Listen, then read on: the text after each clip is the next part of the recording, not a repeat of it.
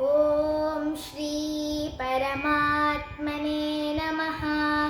श्रीमद्भगवद्गीता अथ चतुर्थोऽध्यायः।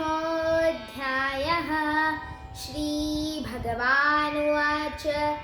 इमं विवस्वते योगं प्रोक्तवानहमव्ययम् विवस्वान्मनवे प्राह मनुरिक्ष्वाकवे ब्रवीत् एवं परम्परा प्राप्तम्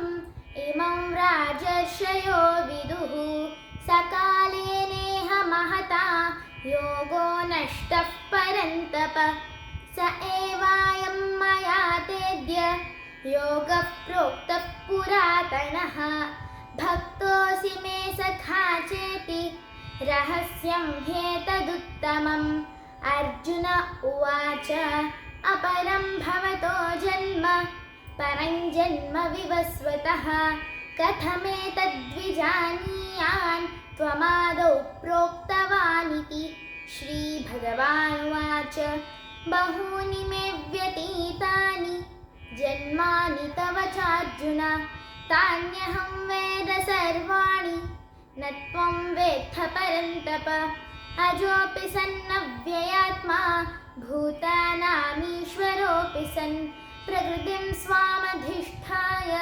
सम्भवाम्यात्ममायया यदा यदा हि धर्मस्य ग्लानिर्भवति भारत अभ्युत्थानमधर्मस्य तदात्मानं सृजाम्यहम् परित्राणाय साधूनां विनाशाय च दुष्कृतां धर्मसंस्थापनार्थाय सम्भवामि युगे युगे जन्म कर्म च मे दिव्यम् एवं यो वेत्ति तत्त्वतः त्यक्त्वा देहं पुनर्जन्म नैति मामेति सोऽर्जुन वीतरागभयक्रोधा मन्मया मामुपाश्रिताः बहवो ज्ञानतपसा पूता मद्भावमागताः ये यथा मां प्रपद्यन्ते तांस्तथैव भजाम्यहम् मम वर्त्मानुवर्तन्ते मनुष्याः पार्थ सर्वशः काङ्क्षन्तः कर्मणां सिद्धिं यजन्त इह देवताः क्षिप्रं हि मानुषे लोके सिद्धिर्भवति कर्मजा चातुर्वर्ण्यं मया सृष्टं गुणकर्म विभागशः तस्य कर्तारमपि मां विद्य कर्तारमव्ययम् न मां कर्माणि लिम्पन्ति न मे कर्मफले स्पृहा इति मय्योऽभिजानाति कर्मभिर्न स बध्यते एवं ज्ञात्वा कृतं कर्म पूर्वैरपि मुमुक्षुभिः कुरु कर्मैव तस्मात् त्वं पूर्वैः पूर्वतरं कृतं किं कर्म किमकर्मेति कवयोऽप्यत्र मोहिताः तत्ते कर्म प्रवक्ष्यामि यज्ञात्वा मोक्ष्यसे शुभात् कर्मणो ह्यपि बोद्धव्यं च विकर्मणः अकर्मणश्च बोद्धव्यं गहना कर्मणो गतिः कर्मण्यकर्म यः पश्येत् अकर्मणि च कर्म यः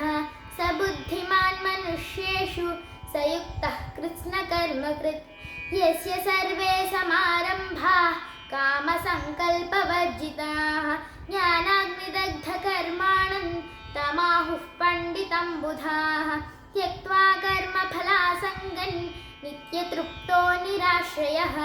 कर्मण्यभिप्रवृत्तोऽपि नैव किञ्चित् करोति सः निराशीर्यत चित्तात्मा त्यक्तसर्वपरिग्रहः शारीरं केवलं कर्म कुर्वन्नाप्नोति किल्बिषम् यदृच्छानावसन्तुष्टो द्वन्द्वातीतो विमत्सरः समसिद्धावसिद्धौ च कृत्वापि न निबध्यते गतसङ्गस्य मुक्तस्य ज्ञानावस्थितचेतसः यज्ञायाचरतः कर्म समग्रं प्रविलीयते ब्रह्मार्पणं ब्रह्महविर् ब्रह्माग्नौ ब्रह्मणाहुतं ब्रह्मैव तेन गन्तव्यं ब्रह्मकर्म समाधिना दैवमेवापरे यज्ञै योगिनः पर्युपासते ब्रह्माज्ञावपरे यज्ञै यज्ञेनैवोपजुह्वति श्रोत्रादीनीन्द्रियाण्यन्ये संयमाग्निषु जुह्वति शब्दादीन् विषयानन्य इन्द्रियाग्निषु जुह्वति सर्वाणीन्द्रियकर्माणि प्राणकर्माणि चापरे आत्मसंयमयोगाग्नौ जुह्वति ज्ञानदीपिते द्रव्ययज्ञास्तपोयज्ञा योगयज्ञास्तथा परे स्वाध्यायज्ञानयज्ञाश्च यतयः संशितव्रताः अपाने जुह्वति प्राणं प्राणे पानं तथा परे प्राणापानगतिरुद्ध्वा प्राणायामपरायणाः अपरे नियताहाराः प्राणान् प्राणेषु जुह्वति सर्वेऽप्येते यज्ञविदो यज्ञक्षपितकल्मषाः यज्ञशिष्टामृतभुजो यान्ति ब्रह्मसनातनं नायल्लोकोऽस्य यज्ञस्य कुतोऽन्यः कुरु सत्तम एवं बहुविधा यज्ञा वितता ब्रह्मणो मुखे कर्मजान् विद्धितान् सर्वान् एवं ज्ञात्वा विमोक्ष्यसे श्रेयान् द्रव्यमयाद्यज्ञात् ज्ञानयज्ञः परन्तप सर्वं कर्माखिलं पार्थ ज्ञाने परिसमाप्यते तद्विद्धि प्रणिपातेन परिप्रश्नेन सेवया उपदेक्ष्यन्ति ते ज्ञानै ज्ञानिनस्तत्त्वदर्शिनः यज्ञात्वा न पुनर्मोहं हेमं यास्यसि पाण्डव येन भूतान्यशेषेण द्रक्ष्यस्यात्मन्यथो मयि अपि चेदसि पापेभ्यः सर्वेभ्यः पापकृत्तमः सर्वज्ञानप्लवेनैव वृजिनं सन्तरिष्यसि यथैधांसि समिद्धोऽग्निर्भस्मसात् कुरुतेऽर्जुन ज्ञानाग्निः सर्वकर्माणि भस्मसात् कुरुते तथा न हि ज्ञानेन सदृशं पवित्रमिह विद्यते तत्स्वयं योगसंसिद्धः कालेनात्मनि विन्दति श्रद्धावान् लभते ज्ञानै तत्परः संयतेन्द्रियः ज्ञानं लब्ध्वा परां शान्तिम् अचिरेणाधिगच्छति अज्ञश्चाश्रद्धधानश्च संशयात्मा विनश्यति नायल्लोकोऽस्ति न परो न सुखं संशयात्मनः योगसन्न्यस्तः कर्माणि ज्ञानसञ्छिन्नसंशयम् आत्मवन्तन्न कर्माणि निबध्नन्ति धनञ्जय तस्मादज्ञानसम्भूतं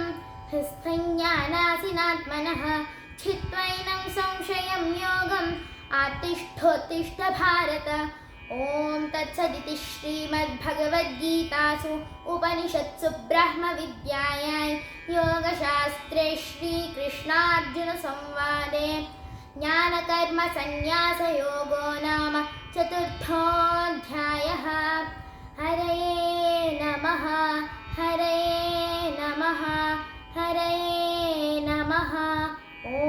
श्रीकृष्णार्पणमस्तु जय श्रीकृष्ण।